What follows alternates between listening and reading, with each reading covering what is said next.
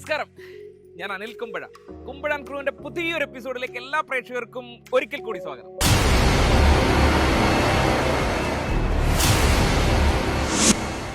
നമ്മളിവിടെ എത്തിയിരിക്കുന്നത് പാലക്കാടാണ്. പാലക്കാട് കൊല്ലങ്കോടാണ്. കൊല്ലങ്കോട് വന്നിരിക്കുന്ന മറ്റൊന്നുമല്ല, ബബ്ബബ്ബ എന്ന് പറയുന്ന സിനിമയുടെ മർമ്മപ്രധാനമായ കുറേ ലൊക്കേഷൻസ് ഉണ്ട്. ആ ലൊക്കേഷൻസ് നമ്മൾ സിനിമ കാണുന്നവർക്കറിയാം, അല്ലെങ്കിൽ സിനിമ ഇനി കാണാൻ പോകുന്നവർ ഇനി നോക്കിയിരിക്കണം. കാരണം മറ്റൊന്നുമല്ല, അതിൻ്റെ അകത്തൊരു പോലീസ് സ്റ്റേഷൻ ഉണ്ട്. അത് ഭയങ്കര രസകരമായിട്ടുള്ള ഒരു പോലീസ് സ്റ്റേഷനാണ്. അതേപോലെ തന്നെ അതിൻ്റെ അകത്ത് വർക്ക് ചെയ്തിരിക്കുന്ന ദിലീപ് ഏട്ടൻ്റെ കുട്ടിക്കാലം കാണിക്കുന്ന ഒരു വീടുണ്ട്. ഒരു തോക്കൊക്കെ എടുത്തുകൊണ്ടുവന്ന് കുഞ്ഞു മോൻ ഓടി വന്നിട്ട് ഇങ്ങനെ ഗണ്ണ് ഷൂട്ട് ചെയ്യുന്ന, സിദ്ധാർത്ഥിനെ ഷൂട്ട് ചെയ്യുന്ന സീക്വൻസ് ഉണ്ട്. പിന്നെ അതേപോലെ തന്നെ അതിൻ്റെ അകത്തുള്ള ഒരു സെറ്റുണ്ട്, അഴിഞ്ഞാട്ടം എന്ന് പറയുന്ന ആ സോങ്, ഭയങ്കര ഹിറ്റായിട്ടുള്ള സോങ് ഉണ്ട്. ലാലേട്ടനും ദിലീപേട്ടനും തകർത്ത് അഭിനയിച്ചിരിക്കുന്ന ആ സോങ്ങിന്റെ സെറ്റ്, പിന്നെ അങ്ങനെയുള്ള ഒരുപാട് ഗംഭീരമായിട്ടുള്ള ലൊക്കേഷൻസ് ബബ്ബബ്ബ എന്ന് പറയുന്ന സിനിമയിലുണ്ട്. അത് തയ്യാറാക്കിയിരിക്കുന്നത് ഒരു കലാകാരൻ്റെ അടുത്തേക്കാണ് നമ്മൾ എത്തുന്നത്. അത് ആ സിനിമയുടെ പ്രൊഡക്ഷൻ ഡിസൈനർ ആയിട്ടുള്ള പ്രിയപ്പെട്ട നിമേഷ് താനൂരാണ്.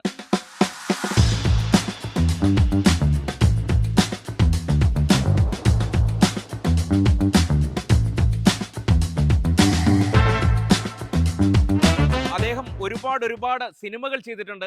പക്ഷെ നിമേഷ് താനൂരിനെ ആദ്യമായി നിങ്ങളുടെ മുന്നിൽ ഞാൻ പരിചയപ്പെടുത്തുകയാണ്. അപ്പൊ നിമേഷ് താനൂരിന്റെ അടുത്തേക്ക് നമ്മൾ പോകുന്നത്. അപ്പോ വാ.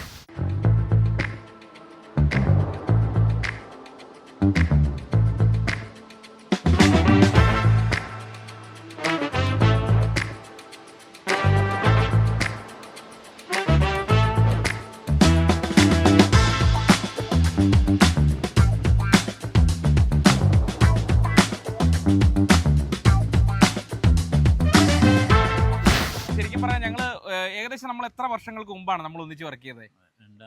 2002. കാരണം അതിനുശേഷം ഞങ്ങൾ കുറേ നാളുകൾ, എനിക്കൊന്ന് മലർവാടിയിൽ ഇടയ്ക്ക് കുറച്ച് ഞങ്ങൾ കണ്ടു. പിന്നെ ശരിക്കും പറഞ്ഞാൽ ഇപ്പോഴാണ് ശരിക്കും നേരിട്ട് കാണുന്നത്. കാരണം ഈ പടം കഴിഞ്ഞപ്പോൾ, കിങ് ഓഫ് കൊത്ത കഴിഞ്ഞപ്പോൾ തന്നെ ശരിക്കും നിമേഷ് ചേട്ടനെ നിങ്ങൾക്ക് മുന്നിൽ പരിചയപ്പെടുത്തണമെന്ന് ഭയങ്കര ആഗ്രഹമായിരുന്നു. അപ്പോൾ അതിനുശേഷം ഇപ്പോൾ ബബ്ബബ്ബ ഇപ്പോൾ തിയേറ്ററിൽ ഓടിക്കൊണ്ടിരിക്കുമ്പോൾ തന്നെ ഞാൻ നിമേഷേട്ടനെ കുറേ വിളിച്ചതിന് ശേഷമാണ് നിമേഷേട്ടൻ, കാരണം നിമേഷേട്ടൻ ഓരോ സിനിമ കഴിഞ്ഞിട്ടും സിനിമയുടെ സെറ്റിലേക്ക് ഇങ്ങനെ പൊയ്ക്കൊണ്ടിരിക്കുന്ന ഒരു കലാകാരനാണ് അല്ലേ. അതൊരു വലിയൊരു ഭാഗ്യമാണ്. കാരണം നിമേഷേട്ടൻ്റെ വർക്കിനോടുള്ള ആത്മാർത്ഥത കൊണ്ടാണെന്ന് ഞാൻ വിശ്വസിക്കുന്ന ഒരാളാണ്. അപ്പോൾ നിങ്ങൾക്ക് മുന്നിൽ നിമേഷേട്ടനെ പരിചയപ്പെടുന്നതിൽ അത്രയ്ക്ക് അഭിമാനത്തോടെയാണ്. അപ്പോൾ നിമേഷേട്ടൻ്റെ വിശേഷങ്ങളിലേക്ക്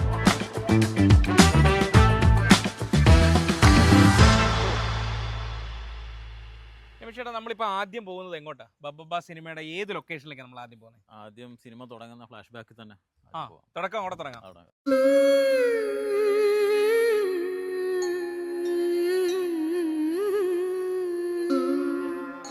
അതാ ബാല്യകാലം കാണിക്കുന്നത് ഇല്ല, ആ കോളനി അല്ലേ? ആ കോളനി ശരിക്കും ഒറിജിനൽ കോളനിയാണോ അതോ നിങ്ങൾ? ഒറിജിനൽ കോളനിയാണ്. നമ്മൾ ആ വീട്, രണ്ട് വീടും കുറച്ച് കൺവേർട്ട് ചെയ്തിട്ടുണ്ട്, പെയിന്റ് മാറ്റിയിട്ടുണ്ട്. ഒരു മെയിൻ വീട് നമ്മൾ സെറ്റ് എക്സ്റ്റൻഷൻ കൊടുത്തിട്ട് വർക്ക് ചെയ്തിട്ടുണ്ട്. ആണല്ലേ? അത് അങ്ങനെ തന്നെ നിർത്തിക്കോണോ ഇപ്പം? അതെ. ആണ്. അത് ശരി. വീട്ടുകാർക്ക് വേണോന്ന് പറയട്ടോ അതോ? അല്ല, നമ്മൾ ചെയ്യുമ്പോഴേ അത് അങ്ങനെ തന്നെ പ്ലാൻ ചെയ്തു. കാരണം അതൊരു വീടല്ലേ, അപ്പം അവർക്കൊരു സൗകര്യം ആയിക്കോട്ടെ എന്ന് കരുതിയിട്ട് തറയൊക്കെ നമ്മൾ ഒറിജിനലായിട്ട് കരിങ്കല്ലിൽ തന്നെ കെട്ടി. ഓ, അത് ശരി. സിമെന്റും കട്ടയും വെച്ചിട്ട് തന്നെ കെട്ടി കറക്റ്റ് ആയത്. അത് ശരി. അപ്പൊ അങ്ങനെ തന്നെയാണോ ചെയ്തേക്കുന്നത്? ഓക്കെ, അപ്പൊ നമുക്ക് ആദ്യം ആ വീട്ടിലേക്ക് പോകാം. അപ്പോൾ ആ വീടിന്റെ കൂടുതൽ വിശേഷങ്ങൾ, ഈ വീട് ഫ്ലാറ്റ് ആയുള്ള ഒരു വീടായിരുന്നു. ആ വീടിനെ ഇത്ര മനോഹരമാക്കിയ രീതിയിൽ, ആ കഥാപാത്രത്തിന് അനുയോജ്യമാകുന്ന രീതിയിൽ എങ്ങനെയാണ് നിമേഷ് ചേട്ടൻ അത് വർക്കൗട്ട് ചെയ്തെടുത്തിരിക്കുന്നത് നമുക്ക് നിമേഷ് ചേട്ടനിൽ നിന്ന് തന്നെ നമുക്കറിയാം.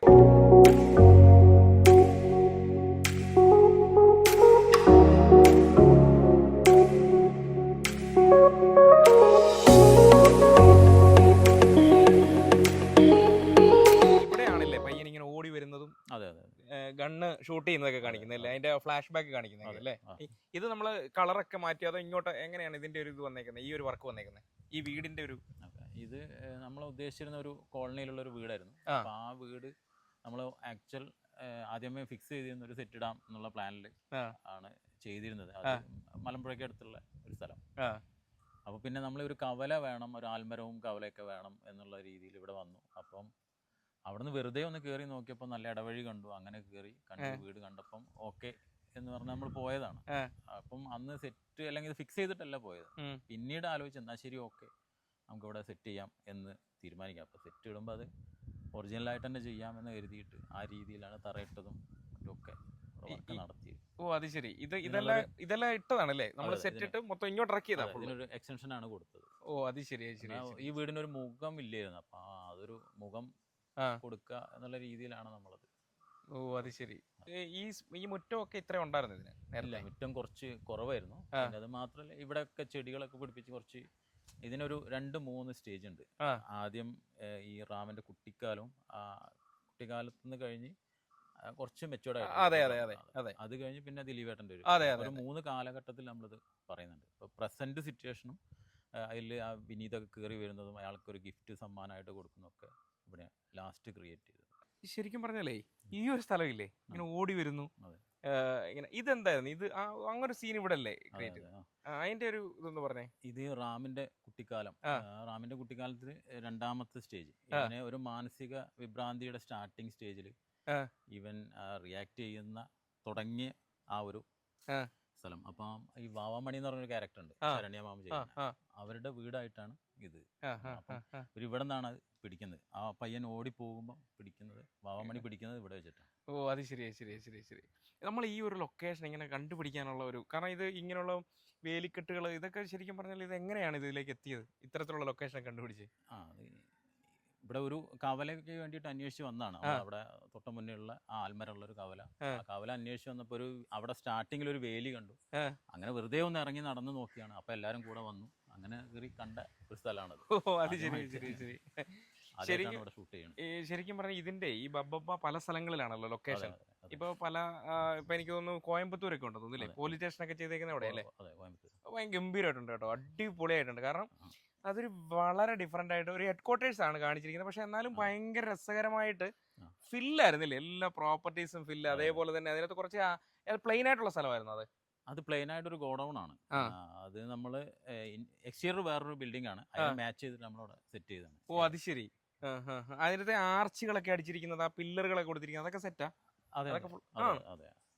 അത് ടോട്ടലി ആ ബിൽഡിങ്ങിന്റെ സ്റ്റൈലിലേക്ക് നമ്മൾ ഇന്റീരിയർ കൊണ്ടുവന്നാണ്. ഓ എക്സ്റ്റീരിയർ കാണിച്ചതിന്റെ ബിൽഡിങ്ങിന്റെ ആ ജനല് വാതിലെല്ലാം വലിയ ഹൈറ്റ് ആയിട്ടുള്ള വാതിൽ ജനലൊക്കെയാണ്. അതിനനുസരിച്ച്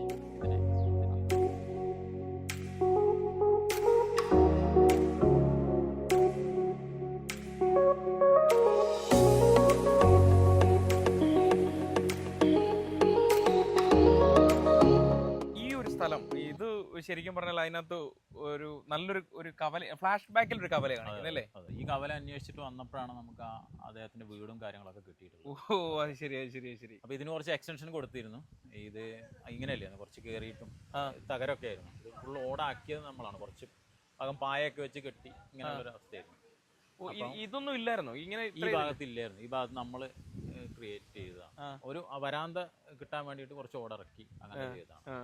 ഈ ചായക്കട മാത്രമേ ഉണ്ടായിരുന്നുള്ളൂ. ഈ റൂം അൻഷോക്കായിട്ട് കിടക്കുന്നത്. ഇതിന്റെ മുകളിലാണോ മറ്റേ ഫ്ലെക്സ് ഒക്കെ കിടക്കുന്നത്? ആ ഒരു ഫ്ലെക്സ് വലിച്ചു കെട്ടിയിട്ട് ഈ മുഖ്യമന്ത്രിയെ കാണുന്ന ആ ഫ്ലെക്സ് ഇതിന്റെ മുകളിലായിരുന്നു.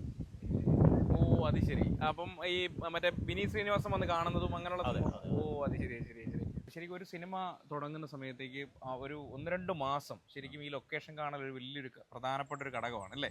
അപ്പൊ ഈ നിമേഷ് ചേട്ടൻ ഇത്രയും ഈ ഒരു ബബ്ബ സിനിമയ്ക്ക് വേണ്ടിയിട്ട് ഇതുപോലുള്ള റെയറായിട്ടുള്ള ഇത്തരത്തിലുള്ള കവലുകൾ ശരിക്കും പറഞ്ഞാൽ ഇതൊക്കെ എങ്ങനെയാണ് കണ്ടുപിടിച്ചത്? ശരി, ലൊക്കേഷൻ കാണാൻ വേണ്ടിയിട്ട് നമ്മൾ ആദ്യം ചൂസ് ചെയ്യണ ഏറ്റവും കൂടുതൽ സീൻസ് വരുന്ന ഏരിയ ഏതാണ്. അപ്പം അതിന് ആ ലൊക്കേഷൻ ഫസ്റ്റ് പ്രിഫറൻസ് കൊടുത്ത് ബാക്കി അതിന്റെ സൈഡിൽ കുഞ്ഞു കുഞ്ഞു സീനുകളൊക്കെ ആഡ് ചെയ്ത് പോകുക എന്നുള്ള രീതിയിലായിരിക്കും നമ്മൾ ബാക്കിയുള്ള സീൻസ് ഒക്കെ. അങ്ങനെയാണ് നമ്മൾ ലൊക്കേഷൻ കാണാൻ വേണ്ടിയിട്ടുള്ളൊരു തയ്യാറെടുപ്പ് അങ്ങനെയാണ്. അപ്പം അതില് ഈ റാമിന്റെ വീട് ഒരു പ്രധാന ഘടകമായിരുന്നു. അപ്പൊ നമ്മള് ഈ ആ കവലയ്ക്ക് വേണ്ടിയിട്ടാണ് വന്നത്. വന്നപ്പോൾ ഈ ഇതും കൂടെ കണ്ടു വില്ലേജ്. അപ്പൊ നമ്മൾ ഈ കവല കാണാൻ വരുമ്പോ തന്നെ നമ്മുടെ മനസ്സിൽ പ്ലാനിങ് ഉണ്ടായിരുന്നു, ഇതിങ്ങനെ ഈ ചായക്കട കുറച്ച് മുന്നോട്ട് അടിക്കണം, അങ്ങനെയൊക്കെ പ്ലാനിങ് ഉണ്ടായിരുന്നു? അത് ശരി. പിന്നെ നമുക്ക് ഈ ബഡ്ജറ്റ് പരമായിട്ട് നോക്കുമ്പോഴാണോ നമ്മളിപ്പോ അടുത്ത് ഉള്ള ലൊക്കേഷൻസ് ഒക്കെ പിടിക്കുന്നത്, നമ്മൾ ബഡ്ജറ്റ് കുറച്ചുകൂടെ ഇതാക്കാം അല്ലേ? ബഡ്ജറ്റും നമുക്ക് ഷൂട്ടിംഗ് ഷെഡ്യൂൾ ചെയ്യാൻ സൗകര്യമായിരിക്കില്ല. നമുക്ക് ഇവിടുന്ന് ഷിഫ്റ്റ് ചെയ്ത് പോകണം. ചിലപ്പോൾ ഒരു ദിവസം ഫുള്ളായിട്ട് പോകേണ്ടതല്ല എന്നുണ്ടെങ്കിൽ 2 ഷിഫ്റ്റ് ഒക്കെ ഉണ്ടെങ്കിൽ അതിനടുത്തടുത്ത് കാണുക എന്നുള്ളൊരു ഇത്. അത് ശരി. പിന്നെ നമ്മൾ ഇതേപോലെ നമ്മൾ വേറൊരു ഒരു കവല നമ്മൾ കണ്ടിട്ടുണ്ടല്ലോ. അതായത് കവല എന്ന് പറഞ്ഞു കഴിഞ്ഞാൽ നമ്മൾ ബാർബർ ഷോപ്പ്, പിന്നെ ഒരു തമിഴ് കൾച്ചറിലുള്ള ഒരു അത് സെറ്റ് ചെയ്തിട്ടുണ്ടല്ലോ. അത് എവിടെയാണ് ചെയ്തേക്കുന്നത്? അത് പൊള്ളാച്ചിയിലാണ്. പൊള്ളാച്ചിയിൽ നിന്ന് 1 മണിക്കൂർ യാത്ര ഉണ്ട്.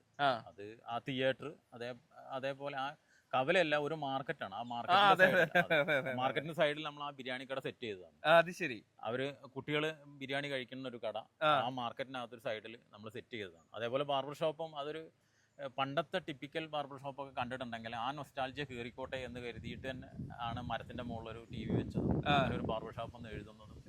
അങ്ങനെ ഒരു മൂഡ് ഇതില് നോർമലി ഉള്ളതെന്ന് കുറച്ച് കയറി കിടക്കാം, ഡയറക്ഷൻ ആയാലും എന്തായാലും ശരി. ഇപ്പം ഇതില് നമ്മളെ കാറിൽ ബോംബ് വെക്കുന്ന ഒരു പരിപാടി, അത് നമ്മൾ പണ്ട് സിനിമകളിൽ കണ്ടിട്ടുള്ള ബോംബ് ആയിരിക്കണം. അപ്പൊ ഒരു സാധനം കാണാൻ ഏറ്റവും കൂടുതൽ കണക്ട് ചെയ്യുക എന്നുള്ളതുകൊണ്ട്, അല്ലെങ്കിൽ ഇപ്പോഴത്തെ കാലത്ത് ബോംബൊക്കെ ഒരുപാട് അപ്ഡേഷൻ വന്നിട്ടുണ്ട്. അപ്പൊ അങ്ങനത്തെ ഒരു ബോംബ് തന്നെ വേണം എന്നുള്ളത് ഇതൊന്ന് ജനങ്ങൾക്ക് കണക്ട് ആവാൻ വേണ്ടിയിട്ട് അങ്ങനെ തന്നെ ലോക്കലായിട്ട് തന്നെ ചെയ്തതാണ്. അത് ശരി.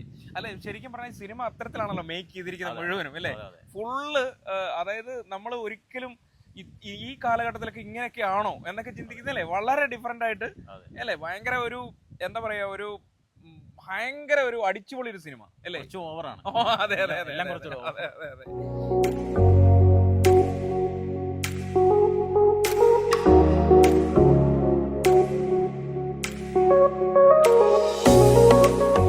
ചെറുപ്പകാലം അഭിനയിക്കുന്ന റാമിന്റെ അച്ഛൻ സിദ്ധാർത്ഥ് വരദൻ, പുള്ളി വന്ന് ഇവിടെ ചായ കുടിക്കാൻ വേണ്ടിയിട്ട് വരുന്നതും, അപ്പൊ നാട്ടുകാരായിട്ടുള്ള കുറച്ച് പേര് ഇവിടെ ചായ കുടിക്കുന്നുണ്ട്. അപ്പൊ അവരുടെ ചോദിക്കുമ്പം ഇയാള് തോട്ടിപ്പണിക്കാരനാണല്ലോ, അപ്പം അതിനോടുള്ള ഒരു റിയാക്ഷൻ ആണ് ഇവിടുത്തെ ഒരു സീക്വൻസ്. ഇവിടെയാണ് അപ്പൊ ഈ എന്താ പറയാ, ഹോട്ടലില് ഭക്ഷണത്തിന്റെ വേസ്റ്റ് എല്ലാം കൂട്ടി ഇട്ടതിന്റെ വാരി എടുക്കുന്ന ഒരു സാധനം ഇവിടെ ആയിട്ടാണ്. ഓ, അത് ഇവിടെ ആയിരുന്നില്ലേ? മുഖ്യമന്ത്രി പാർപ്പിക്കുന്ന ഒരു സ്ഥലമില്ലേ നമ്മൾ, മറ്റേ ഒരു നിഗൂഢമായ ഒരു വനത്തിനകത്ത് കൊണ്ട് പാർപ്പിക്കുമല്ലോ, ഒരുപാട് ട്രാവൽ ചെയ്തിട്ട്. അതൊക്കെ എവിടെയാണ് സെറ്റ് ചെയ്തിരിക്കുന്നത്? അത് നമ്മൾ മലയാറ്റൂരാണ് ചെയ്തിട്ടുള്ളത്. മലയാറ്റൂർ ഫോറസ്റ്റിനകത്ത് കണ്ടു. അപ്പം മലയാറ്റൂർ നമ്മള് ആ സെറ്റ് മുഴുവൻ ഗൂഗിളും സ്റ്റുഡിയോയിൽ വെച്ചിട്ട് സെറ്റ് ചെയ്തു. അത് കഴിഞ്ഞതിന് ശേഷം അങ്ങോട്ടേക്ക് ഷിഫ്റ്റ് ചെയ്യാണ് ചെയ്തത്. ടോട്ടൽ സ്റ്റുഡിയോക്കകത്ത് സെറ്റ് ചെയ്ത് അതിന് പീസ് പീസായിട്ട് ആ മൊത്തത്തിൽ ഓരോ വാള് നെറ്റ് ബോൾട്ട് ഇട്ട് ടൈറ്റ് ചെയ്തിട്ട് നേരെ അങ്ങോട്ടേക്ക് കൊണ്ടുപോയാൽ ഫിക്സ് ചെയ്യാവുന്ന രീതിയിലാണ്. പ്ലാറ്റ്ഫോം അവിടെ പോയി അടിച്ചിട്ട് അങ്ങനെ ചെയ്യാന്നുള്ള രീതി. വാളുകളെല്ലാം അല്ലേ? വാളുകൾ അതെല്ലാം ഫുള്ള് കരിങ്കലിന്റെ ഒരു ടെസ്റ്റർ അല്ലേ ഫുള്ള് പ്ലാൻ ചെയ്തേക്കുന്നത്? അതെ അതെ. അത് ശരി ശരി. ഈ നമുക്ക് ഈ ഒരു ലൊക്കേഷനുമായിട്ട് ബന്ധപ്പെട്ടിട്ട്, അല്ലെങ്കിൽ നമ്മൾ ഈ ബബ്ബബ്ബ സിനിമയുമായുടെ ലൊക്കേഷനൊക്കെ കാണുന്നതിന്റെ ഭാഗമായിട്ടോ, അല്ലെങ്കിൽ ഏതെങ്കിലും ഷൂട്ട് ചെയ്യുന്നതിന്റെ ഭാഗമായിട്ടോ എന്തെങ്കിലും മറക്കാനാവാത്ത ഒരു അനുഭവം ഉണ്ടോ നമുക്ക് പ്രേക്ഷകരോട് പറയാനൊക്കെ ഉണ്ട്? മലയാറ്റൂരുള്ള സെറ്റ് നമ്മൾ ചെയ്ത് പ്ലാറ്റ്ഫോം ഒക്കെ അടിച്ച് നമ്മൾ സെറ്റ് വർക്ക് തുടങ്ങി. ഇനിയിപ്പം ഫൈബർ ചെയ്യാനുള്ള, മോൾഡിങ് ചെയ്യാനുള്ള ആ ഒരു സമയത്ത് പുഴയിൽ വെള്ളം കയറി. അപ്പൊ ഒരു 90% വർക്ക് കഴിഞ്ഞിട്ടുണ്ട്, ഫിനിഷിങ് വർക്കേ ഉള്ളൂ. വെള്ളം കയറി കയറി കയറി നല്ല പ്ലാറ്റ്ഫോം വരെ എത്തി നിൽക്കുമ്പോൾ നമുക്കൊരു പേടി ഉണ്ടായിരുന്നു, ഈ സെറ്റ് പൊളിഞ്ഞു പോകുമോ അല്ലെങ്കിൽ ഒലിച്ചു പോകുമോ എന്നുള്ളൊരു ടെൻഷൻ ആ സമയത്തുണ്ടായിരുന്നു. പക്ഷെ എന്തോ ഭാഗ്യം കൊണ്ട് അധികം മുകളിലേക്ക് കയറിയിട്ടില്ല. കുറച്ച് സാധനങ്ങളെല്ലാം നഷ്ടപ്പെട്ടു. താഴത്തുള്ള പ്ലാറ്റ്ഫോം വീണ്ടും റീവർക്ക് ചെയ്യേണ്ടി വന്നിട്ടുണ്ട്. നമ്മൾ ഉറപ്പിച്ചെടുക്കുക ചെയ്തത്. മറ്റേ മോൾഡിംഗ് പരിപാടി എല്ലാം ഒലിച്ചു പോയിട്ടുണ്ടായിരുന്നു. അത് ശരി. ഇത് ഏകദേശം ഒരു വർഷത്തോളം എടുത്തില്ലേ ഷൂട്ട്? ഒരു വർഷം. അപ്പൊ നമ്മൾ ഏകദേശം എത്ര ആൾക്കാരുണ്ടായിരുന്നു നമ്മുടെ ഒരു സെറ്റ്? ഈ ഒരു അന്ന് ആ ഒരു സെറ്റിന് ഒരു 60 പേര്. ശരി. പിന്നെ നമ്മൾ ഇതിനകത്ത് അടിപൊളി ഒരു സെറ്റ് ഉണ്ട്. അതായത് എല്ലാം ഗംഭീരമാണെങ്കിലും എനിക്ക് തോന്നുന്നു കുറച്ചുകൂടെ ഭയങ്കര കളർഫുൾ ആയിട്ടുള്ളൊരു സെറ്റ്. അതായത് ആ സോങ്ങിനുള്ള അഴിഞ്ഞാട്ടം, അത് രസമായിട്ടുണ്ട് കേട്ടോ. അത് എവിടെയാണ് സെറ്റ് ചെയ്തിരിക്കുന്നത്? അത് ഗൂഗിളും സ്റ്റുഡിയോന്റെ ഫ്ലോറിലാണ് ചെയ്തിട്ടുള്ളത്. ഗോകുലത്തിന് ഒരു ഫ്ലോർ ഒക്കെ ഉണ്ട്. അതെ, വലിയ സെറ്റാ, വലിയ സ്റ്റുഡിയോ. ഇപ്പൊ കേരളത്തിലും അല്ലെങ്കിൽ സൗത്ത് ഇന്ത്യയിലെ ഏറ്റവും വലിയൊരു ഫ്ലോർ ഗോകുലത്തിലാണ്. അത് ശരി. 50,000 സ്ക്വയർ ഫീറ്റ് ഉള്ള ഒരു ഫ്ലോർ. അവിടെ എങ്ങനെയാണ് അത് കണ്ടെത്താനുള്ള കാരണം? ഗോകുലത്തിന്റെ പ്രൊഡക്ഷൻ ആയതുകൊണ്ടും അല്ല, അത് മാത്രല്ല, നമ്മള് ഇതില് ഒരു യൂണിവേഴ്സ് പറയുന്നുണ്ട്. അതെ അതെ അതെ അതെ. അത് ഗില്ലി. അപ്പൊ നമ്മൾ അതിനൊരു സ്ഥലം മെയിൻ ആയിട്ട് കാണാം എന്നുള്ളത്, അത് എക്സ്റ്റീരിയർ എല്ലാം മലബാർ സിമെന്റിനകത്താണ് ഷൂട്ട് ചെയ്തത്. അതിൽ കുറച്ച് CG വർക്കും ഉണ്ട്, കുറച്ച് ആർട്ട് വർക്കും ചെയ്തിട്ടാണ് ചെയ്തത്. അപ്പം ആ ബിൽഡിംഗ് അല്ലെങ്കിൽ ആ ഒരു കമ്പനിയുടെ ഒരു ഇന്റീരിയർ പോർഷൻ വേണം. അങ്ങനെ ഒരു സ്ഥലം ആയിട്ട് സെറ്റ് ചെയ്യാനാണ് പ്ലാൻ ചെയ്തത്. അപ്പം ലാലേട്ടൻ അഭിനയിക്കുന്നതുകൊണ്ട് പ്രത്യേകിച്ച് ഈ സോങ് ആർക്കും ലീക്ക് ആവരുത്, അങ്ങനെയൊക്കെ ഉള്ളത് കൊണ്ട് ആ സെറ്റിനകത്തേക്ക് പോകാം, അല്ലെങ്കിൽ അവിടെ മതി എന്നുള്ളത് തീരുമാനിച്ചു. അപ്പം ലാലേട്ടൻ എൻട്രി ആയപ്പോൾ പിന്നെ ആ സെറ്റിന്റെ ബഡ്ജറ്റ് നോക്കണ്ട, നിങ്ങൾ എന്താ വെച്ചാൽ ചെയ്തോ. അത് ശരി. അങ്ങനെയാണ് ആ സെറ്റ് നോക്കിയത്. എന്നാൽ നമുക്ക് ആ കഥയിൽ നിന്ന് മാറിപ്പോകാത്ത രീതിയിൽ ആവുകയും ചെയ്യണം. അങ്ങനെയാണ് ആ സെറ്റ്. അത് രണ്ട് ബിൽഡിങ്ങിനിടയിലുള്ള ഒരു നടുത്തളം പോലെ. പക്ഷെ അത് ബാക്ക് ഡ്രോപ്പ് കാണുന്ന സമയത്തേക്ക് ഒരുപാട് ബിൽഡിങ്ങുകൾ തോന്നുന്നല്ലോ, റൂംസ് ഒക്കെ ഒരുപാട് അല്ലേ? അതെ, അങ്ങനത്തെ ആണ് ആ യൂണിവേഴ്സ് കാണിക്കണതും അങ്ങനെയാണ്.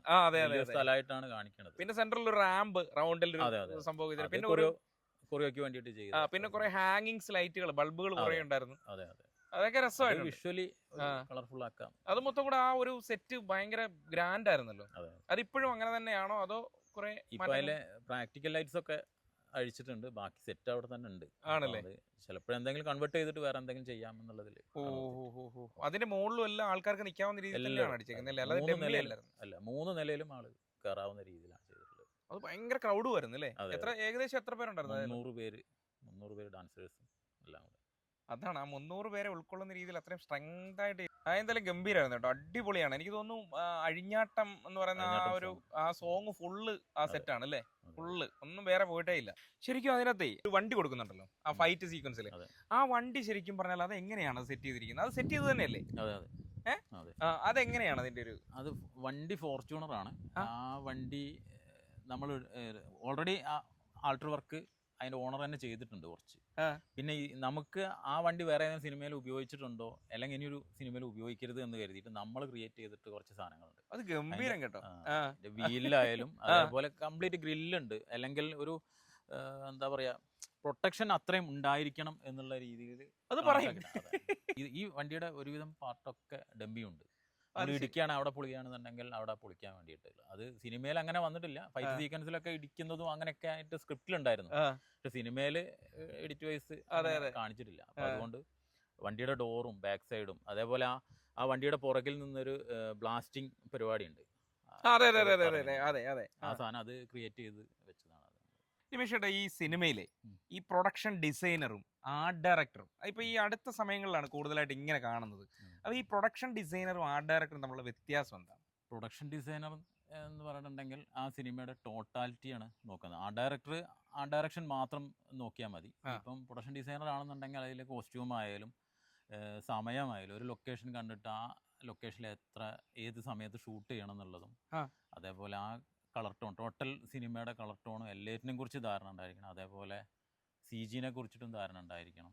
അങ്ങനെ ചെയ്യുന്നതാണ് പ്രൊഡക്ഷൻ ഡിസൈനർ. അല്ലെങ്കിൽ പ്രൊഡക്ഷൻ ഡിസൈനറുടെ ഗൈഡ് ലൈനിലായിരിക്കാം ടോട്ടൽ സിനിമയുടെ ക്രൂ വർക്ക് ചെയ്യേണ്ടത്. ശരിക്കും ഇപ്പം ക്യാമറമാൻ ആയാലും ശരി, നമ്മളേറ്റവും ആ ഒരു ടീം അംഗങ്ങളെല്ലാം ഒരു HODമാരെല്ലാവരും കൂടെ ഒന്ന് ഇരുന്ന് ആലോചിച്ചിട്ടാണല്ലോ നമ്മൾ ആ സിനിമയെ കുറിച്ചിട്ടുള്ളൊരു ധാരണ, ഫസ്റ്റ് ഡിസ്കഷൻ കാര്യങ്ങളെല്ലാം പോവുക. അപ്പോൾ ഒരു പ്രൊഡക്ഷൻ ഡിസൈനറെ സംബന്ധിച്ചിടത്തോളം അതെല്ലാം വലിയൊരു വാല്യുബിൾ പരിപാടിയാണ്. അതാണ് പ്രൊഡക്ഷൻ ഡിസൈനറും ആർട്ട് ഡയറക്ടറും തമ്മിലുള്ള ഒരു വ്യത്യാസം എന്ന് പറഞ്ഞിട്ടുണ്ടെങ്കിൽ രണ്ടും ചെയ്യുന്നത് ഒന്ന് തന്നെയാണ്. പക്ഷേ ഇത് ഏതാണെന്നുള്ളത് പിരിച്ചു കാണിക്കാൻ പറ്റില്ല. എന്നാൽ പ്രൊഡക്ഷൻ ഡിസൈനറുടെ അണ്ടറിലാണ് എല്ലാ കാര്യങ്ങളും നടക്കുന്നത്. സിനിമയുടെ ടോട്ടൽ പരിപാടി നടക്കുന്നത് ഒരു പ്രൊഡക്ഷൻ ഡിസൈനറുടെ അണ്ടറിൽ തന്നെയാണ്. നമ്മൾ ഒരു സിനിമയുടെ വലിപ്പത്തിനനുസരിച്ചായിരിക്കും ഒരു ആർട്ട് ഡയറക്ടർ അല്ലെങ്കിൽ ഒരു പ്രൊഡക്ഷൻ ഡിസൈനർ വർക്ക് ചെയ്യേണ്ടത്.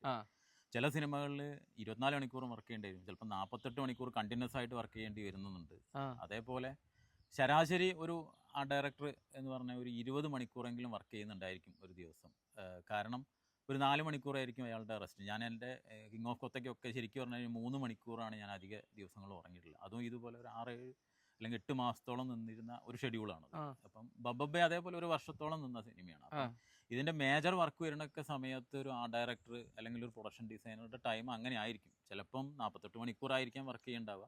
അത് കൂടെ വർക്ക് ചെയ്യുന്നവരും അങ്ങനെ തന്നെ ആയിരിക്കും. നമ്മളിപ്പോൾ 2 ഷിഫ്റ്റൊക്കെ വെച്ചിട്ട് പോലും സിനിമ ചെയ്യുമ്പോൾ ഇതിനെ നോക്കി നടത്തുന്നവരവിടെ ആ സമയം എല്ലാം കൂടെ ഉണ്ടാവണമല്ലോ. അപ്പോൾ അതിൻ്റെ ഒരു ഗല്ലി യൂണിവേഴ്സ് ഉണ്ടല്ലോ ബബ്ബ സിനിമയിൽ. അപ്പോൾ ശരിക്കും പറഞ്ഞാൽ അതിൻ്റെ ലാലേട്ടൻ്റെ ഒരു ഇൻട്രോ ഉണ്ട്, ഭയങ്കര രസമാണത്. അതൊക്കെ എങ്ങനെയാണ് അതിൻ്റെ ഒരു വിഷ്വൽസ് ഒക്കെ എങ്ങനെയാണ് പ്ലാൻ ചെയ്തിരുന്നത്?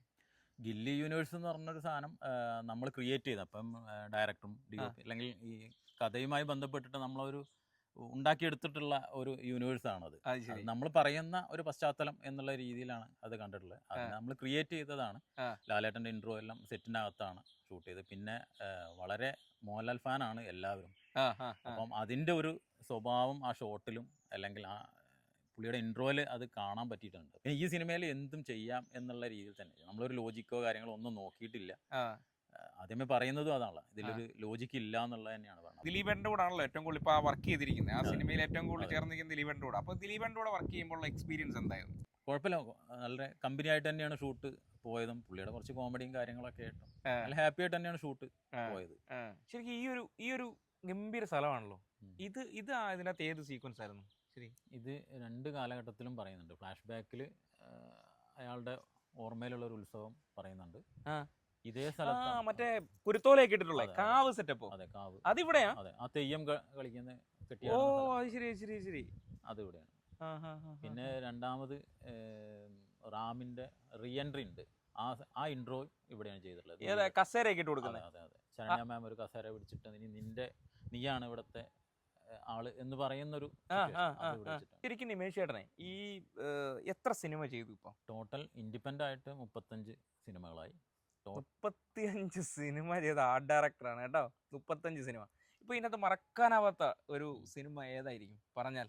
എല്ലാം ഒരു സിനിമ ചെയ്യുമ്പോൾ ഞാൻ വേറെ സ്ക്രിപ്റ്റ് കേൾക്കുക, അല്ലെങ്കിൽ സ്ക്രിപ്റ്റ് വായിക്കുക, അല്ലെങ്കിൽ വേറൊരു കഥ കേൾക്കാൻ എനിക്കത് ഇഷ്ടമല്ല. അപ്പം അത് അങ്ങനെ ചെയ്യേണ്ട സിനിമയാണെന്നുണ്ടെങ്കിൽ, ഇപ്പം ജോഷി സാറിൻ്റെ പടത്തിൽ ഞാൻ ആ സമയത്ത് വേറൊരു കഥ കേട്ടിട്ടില്ല, ആഡ് വന്നു, വർക്കിന് പോയിട്ടില്ല. അങ്ങനെ ചില സിനിമയോടുള്ള ഒരു ഇഷ്ടം. ജോഷി സാറിൻ്റെ ഏത് പടമാണ് ചെയ്തേ? പാപ്പൻ സിനിമ. പാപ്പൻ? അതെ. അത് ശരി. ഈ കൊത്തക്കകത്ത് ഒരുപാട് സെറ്റ് ഇട്ടിട്ടില്ലേ? അതെ അതെ. ഗംഭീര സെറ്റുകളുണ്ടല്ലേ കുറെ. കൊത്തക്കകത്ത് ഏതൊക്കെ സെറ്റാണ് ഭയങ്കര ഇതായിട്ടുള്ളത്? കൊത്തയില് ഒരു 90-95% സെറ്റാണ്. അത് ശരി. പിന്നെ അതിന് മെയിൻ ആയിട്ടുള്ളത് കൊത്ത എന്ന് പറയുന്ന ഒരു ടൗൺഷിപ്പാണ്. നമ്മൾ സാധാരണ ഒരു കവലയാണ്, അല്ലെങ്കിൽ ഒരു ചെറിയൊരു പോർഷൻ അല്ലേ നമ്മളെ അധിക സിനിമയിലും പറയുള്ളൂ. പക്ഷേ ഇതൊരു വലിയൊരു ടൗൺഷിപ്പാണ്, അല്ലെങ്കിൽ എന്താ പറയുക, ഒരു മുനിസിപ്പാലിറ്റി അല്ലെങ്കിൽ ഒരു കോർപ്പറേഷൻ ആണെന്ന് പറഞ്ഞ പോലെ കൊത്ത എന്ന് പറഞ്ഞ ഒരു ടൗൺഷിപ്പാണ് നമ്മളത് ക്രിയേറ്റ് ചെയ്തിട്ടുള്ളത്. അതിനകത്താണ് അതെ മുഴുവനും ഷൂട്ട് അല്ലേ? അതെ അതെ. മേജർ ഇത് അതിനകത്തുള്ള ഓരോ പോർഷനും, അതേപോലെ പുറത്തേക്ക് പോകേണ്ട പല പോർഷൻസും അതിനകത്ത് തന്നെ സെറ്റ് ഇട്ടിട്ടുണ്ട്. നമ്മൾ ഏതായാലും സെറ്റ് ഇടുകയാണ്, അപ്പം എന്നാൽ പിന്നെ അത് ഇതിനകത്തേക്ക് ആവാം എന്നുള്ള രീതിയിൽ കുറേ പരിപാടികൾ അവിടെ ചെയ്യും. ഈ കൊത്തയ്ക്കകത്തൊക്കെ ഞാൻ ലൊക്കേഷൻ കാണാൻ വേണ്ടിയിട്ട് ഏകദേശം കർണാടക, തമിഴ്നാട്, അങ്ങനെ ഒരു കേരളം അടക്കം 3-4 സ്റ്റേറ്റിൽ നമ്മൾ കറങ്ങിയിട്ടുണ്ട്.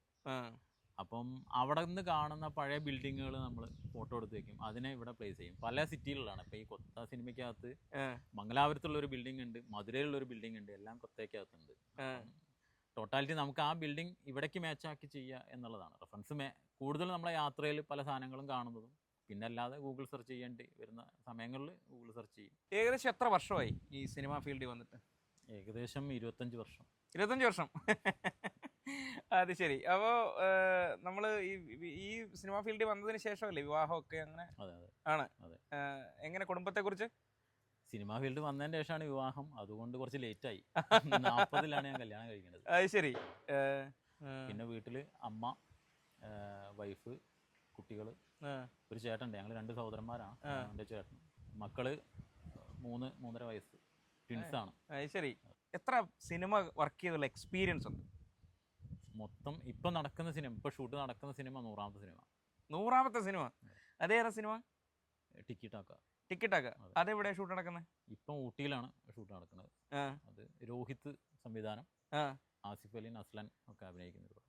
അത് ശരി. ശരിക്കും ഒരു ബബ്ബബ്ബ എന്ന് പറയുന്ന സിനിമ മാത്രമല്ല, അതായത് കിങ് ഓഫ് കൊത്ത എന്ന് പറയുന്ന സിനിമ നിങ്ങൾക്ക് കാണുമ്പോൾ അറിയാം, ആ ഒരു ടൗൺഷിപ്പ് തന്നെ ക്രിയേറ്റ് ചെയ്തിരിക്കുന്ന കലാകാരനാണ് നമ്മുടെ കൂടെ ഇരിക്കുന്നത്. ശരിക്കും പറഞ്ഞാൽ 35 സിനിമകളോളം, ഇദ്ദേഹം പറഞ്ഞ പോലെ 35 സിനിമകളോളം ആർട്ട് ഡയറക്ഷൻ ചെയ്തിരിക്കുന്ന കലാകാരനാണ്. മലയാള സിനിമ എന്ന് തന്നെയല്ല, സിനിമയിൽ എന്ന് പറയാം, ലോക സിനിമയുടെ ഒരു നെറുകയിൽ തന്നെ നിങ്ങൾ എത്തണം. കാരണം അത്രയും കഴിവുള്ളൊരു കലാകാരനാണ്. തീർച്ചയായിട്ടും നിങ്ങളെ പരിചയപ്പെടുത്താൻ കഴിഞ്ഞതിൽ ഒരുപാട് സന്തോഷവും അഭിമാനവുമാണ് എനിക്ക്. അപ്പോൾ നിമേഷ് ചേട്ടനെ നിങ്ങൾക്കെല്ലാം പരിചയപ്പെടുത്തി. അപ്പം നിമേഷ് ചേട്ടൻ്റെ ഒരു പ്രകൃതം മനസ്സിലായല്ലോ. പാവം, അതായത് ഭയങ്കര സൈലൻ്റ് ആണ് അയാൾ. അതായത് അങ്ങനെ നമ്മൾ ഇങ്ങനെയൊക്കെയാണ് ഇത്രയൊക്കെ വലിയ വർക്കുകൾ ചെയ്ത് വലിയ ആർട്ടിസ്റ്റുകളോടൊക്കെ വർക്ക് ചെയ്തിരിക്കുന്ന ഓരോരുത്തരെയും നമുക്കറിയാം.